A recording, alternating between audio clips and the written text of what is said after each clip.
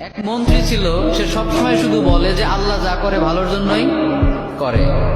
তো একবার রাজামশাইয়ের একটা আঙ্গুল কেটে গেল, কোন একটা কাজ করতে গিয়ে আঙ্গুলটা কেটে গেল। ওই টাইমে মন্ত্রী গিয়ে বলে, রাজামশাই মন খারাপ করবেন না, ডোন্ট বি আপসেট, আল্লাহ যা করে ভালোর জন্যই করে। এবার রাজামশাই তো রেগে গেছে যে এতদিন একা একা বকবক করতে কিছু বলি নাই, আমার আঙ্গুল কেটে গেল, এখানে ভালোর কি আছে? আচ্ছা, মন্ত্রীকে এবার বলতেছে, তো আল্লাহ যা করে ভালোর জন্য করে, তাই না? বলে হ্যাঁ। তো ঠিক আছে, যা, তোরে আজকে থেকে আমি জেলখানায় ঢুকিয়ে দিলাম। আল্লাহ যা করে ভালোর জন্যই করে, তার মানে জেলে যাওয়াটাও তোর জন্য ভালো। ঠিক আছে, যা, তোর মন্ত্রিত্বও কেড়ে নিলাম, জেলখানায় ঢুকিয়ে দিলাম। মন্ত্রী এবারও বলে, সমস্যা নাই, আল্লাহ যা করে ভালোর জন্যই করে। তো এবার রাজামশাই আরেকটু রেগে গেছে যে পানিশমেন্ট দিতে চাইলাম, উল্টো দিকে আমাকে নিয়ে ঠাট্টা করে, ভালো লাগতেছে না, কি করবে? রেগে মেগে কয়েকটা লোক নিয়ে, তার সাঙ্গপাঙ্গ যারা আছে ওদেরকে নিয়ে জঙ্গলে চলে গেছে শিকার করার জন্য। কি করার জন্য? পশু শিকার করার জন্য। তো পশু শিকার করছে করছে, ইন দ্য মিন টাইম কয়েকটা লোক তাদের উপর হামলা করলো। এরা হলো জঙ্গলি মানুষ, এদেরকে কি বলে? জঙ্গলি মানুষ, বুঝতে পারছেন? মানে এরা জঙ্গলি, ওদের উপর হামলা। এই হামলা দেখে বাকি যারা ছিল রাজামশাই বাদে সবগুলো ভৌ দৌড়, এক দৌড়ে পলাই। চাচা আপন প্রাণ বাঁচা, নিজে বাঁচলে বাপের নাম, রাজামশাই মরলে মরুক, আমরা বাঁচি। আর রাজামশাই তো সুখে শান্তিতে বসবাস, দৌড়ানোর প্র্যাকটিস নাই। ওই আল্লাহর বান্দা একটু দৌড় দিতে না দিতে ধরা পড়ে গেছে। আর অন্যদের তো হেঁটে দৌড়ে অভ্যাস আছে, ওরা পালিয়ে গেছে। এখন রাজামশাইকে সবাই ধরে নিয়ে চলে গেছে এক জায়গায়।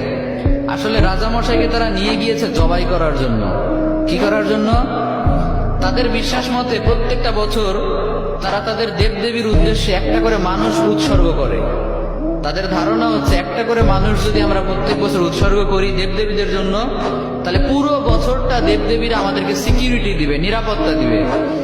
তো ওই কারণে রাজামশাইকে নিয়ে গিয়েছে, শুয়ে দিয়েছে, জবাই করবে। এখন যেই না জবাই করতে যাবে, ইন দ্য মিন টাইম একজন চিৎকার করে উঠে বলে, স্টপ, থামো, একে দিয়ে হবে না। কেন, কি সমস্যা?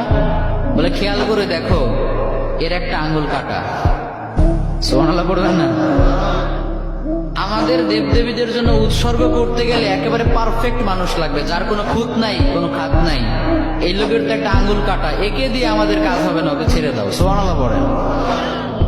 রাজামশাইকে ছেড়ে দিল। রাজামশাই খুশিতে এক দৌড়ে এসে জেলখানায় এসে মন্ত্রীকে বলে, মন্ত্রী মশাই, আপনি ঠিকই বলছিলেন, আল্লাহ যা করে ভালোর জন্যই করে। কিন্তু একটা জিনিস আমি এখনো বুঝলাম না, আমার আঙ্গুল কাটার কারণে না হয় আমি বেঁচে গেলাম, তার মানে আল্লাহ যা করে ভালোর জন্য করে, বুঝলাম। তা আপনাকে যে জেলখানায় দিলাম, এখানে আপনার কি ভালো, এটা তো বুঝলাম না। মন্ত্রী মশাই বলে, রাজা মশাই এখনো বুঝেন নাই? আচ্ছা বলেন তো, আমি যদি আজকে জেলে না থেকে বাইরে থাকতাম, আপনি শিকার করতে কাকে নিতেন সাথে? বলে, তোমাকেই তো নিতাম। তো আমি যদি আপনার সাথে যেতাম আর আমাদের উপর যদি আক্রমণ হতো, আমি কি আপনাকে রেখে পালাতে পারতাম? আমি তো আপনাকে নিয়েই পালানোর চেষ্টা করতাম।